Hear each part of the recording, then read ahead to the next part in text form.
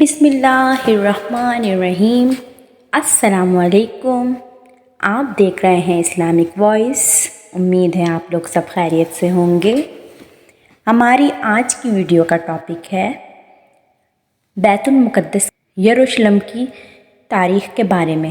پاک گھر امت مسلمہ کا قبلہ اول یروشلم اور اس کی عبادت گاہ، جس کی بنیاد حضرت داؤد علیہ السلام نے رکھی اور تکمیل حضرت سلیمان علیہ السلام نے کی۔ عام طور پر شہر یروشلم کو بھی بیت المقدس ہی کہا جاتا ہے۔ یہ ان شہروں میں سے ایک ہے جنہیں نوع انسانی عزت و احترام کی نگاہ سے دیکھتی ہے، جس کا ذرہ ذرہ مقدس ہے۔ اکثر انبیاء اسی شہر میں مبعوث ہوئے۔ یہ شہر مسلمانوں، عیسائیوں اور یہودیوں کے لیے یکساں متبرک ہے۔ حضرت محمد صلی اللہ علیہ وآلہ وسلم نے ہجرت کے بعد صحابہ کرام کو ساتھ لے کر 17 ماہ تک اسی طرف رک کر کے نماز پڑھی۔ جب آپ صلی اللہ علیہ وآلہ وسلم معراج کے لیے گئے تو یہی مقام آپ صلی اللہ علیہ وسلم کی پہلی منزل بنا۔ اسی مقام پر حضرت محمد صلی اللہ علیہ وآلہ وسلم نے سابق الانبیاء کی امامت کرائی۔ یہاں حضرت داؤد، حضرت سلیمان اور دوسرے کئی انبیاء کے مقابر ہیں۔ حضرت داؤد علیہ السلام نے شہر مقدس پر 33 سال حکومت کی۔ حضرت داؤد کی دلی خواہش تھی کہ وہ ایک معبد بنائیں، چنانچہ حضرت سلیمان نے 1012 میں اس معبد کی تعمیر شروع کرائی۔ یہ عمارت اسی جگہ تعمیر ہوئی جسے داؤد نے منتخب کیا تھا۔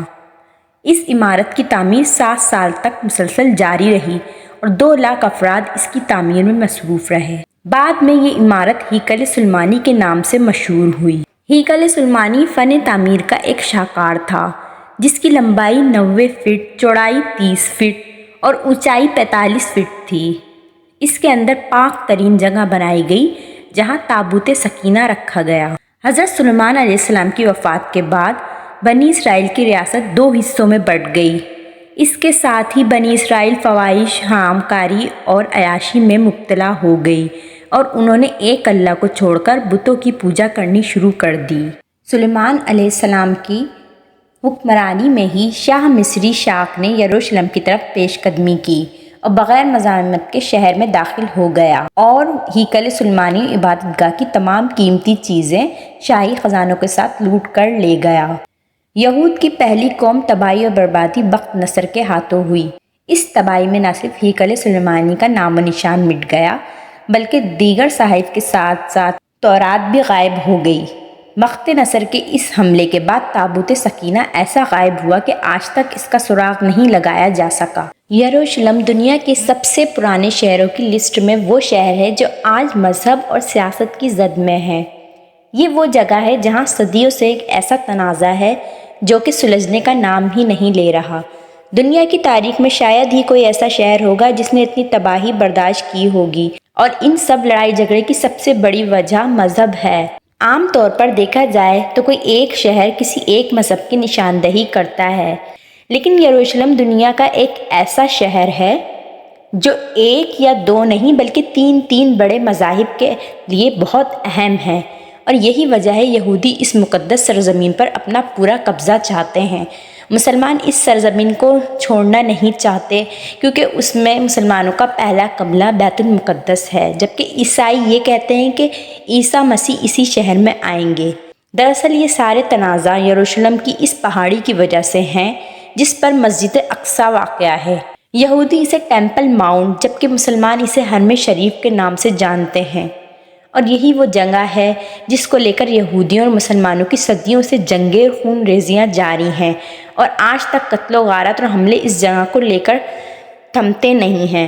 لیکن یہودیوں، عیسائیوں اور مسلمانوں کے لیے یہ ایک شہر ہے جو تینوں کے لیے مقدس ہے اور اتنا اہم ہے۔ فلسطین انبیاء کرام کا مسکن اور سرزمین رہی ہے۔ حضرت ابراہیم علیہ السلام نے اسی شہر کی طرف اللہ کے حکم سے ہجرت کی۔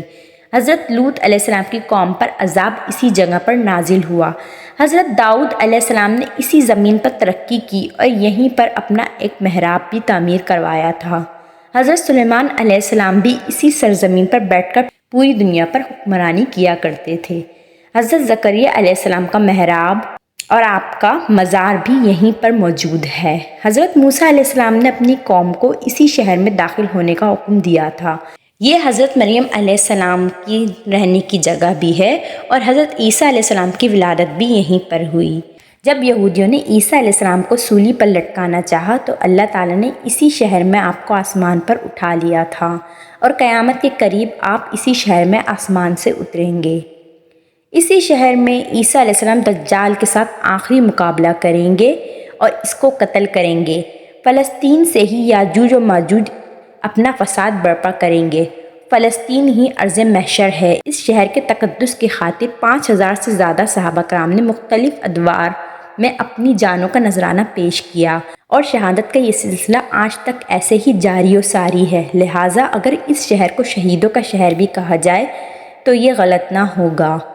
یہودی قوم کے مطابق یہ مقام ان کے مقدس ٹیمپل کی جگہ ہے جہاں پر ان کی مقدس دیوار گریہ بھی موجود ہے، اور اب تیسری مرتبہ یہودی اپنے ٹیمپل کی تیاری کے لیے یہاں پر جمع ہو رہے ہیں۔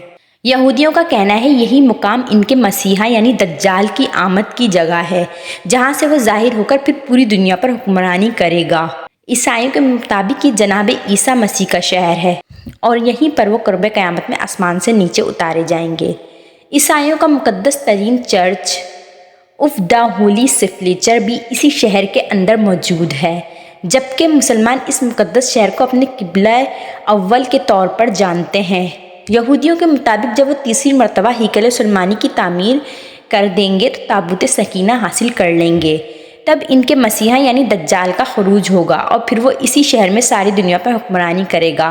تابوت سکینہ ویسے تو اس وقت کسی کو پتہ نہیں کہ کہاں موجود ہے، مگر بعض اندازوں کے مطابق یہ مسجد اقصیٰ کے نیچے کہیں پر دفن ہے، اور یہی وجہ ہے یہودی تابوت سکینہ کو حاصل کرنے کے لیے اب اس شہر پر قبضہ کر کے مسجد اقصیٰ کو شہید کرنا چاہتے ہیں۔ تیسری مرتبہ اس جگہ پر ہیکل سلیمانی کو بھی تعمیر کرنے کا آغاز کریں گے، جو کہ یہودیوں کا صدیوں سے ایک خواب رہا ہے۔ اس ہیکل کی تیسری مرتبہ تعمیر کے بعد ایک بڑی خونریز جنگ کا بھی ذکر بائبل کے اندر موجود ہے، جس کی تصدیق یہودی بھی کرتے ہیں۔ لہٰذا یہ مقدس سرزمین اب بظاہر تو آہستہ آہستہ مسلمانوں کے ہاتھوں سے نکلتی جا رہی ہے اور یہاں پہ مسلمانوں کا رہنا مشکل ہو گیا ہے۔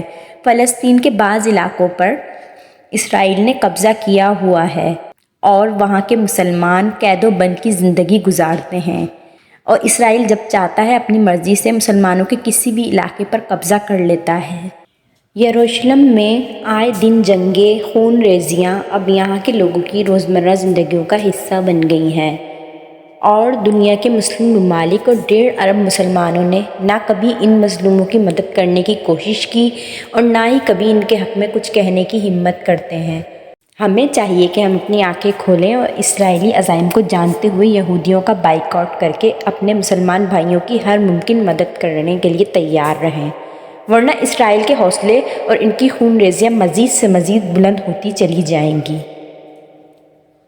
امید ہے کہ آپ سب کو میری یہ ویڈیو پسند آئی ہوگی۔ اگر آپ کو میری ویڈیو پسند آتی ہیں تو میرے چینل کو سبسکرائب کیجیے۔ ملتے ہیں نیکسٹ ویڈیو میں، اپنا خیال رکھیے گا۔ اللہ حافظ۔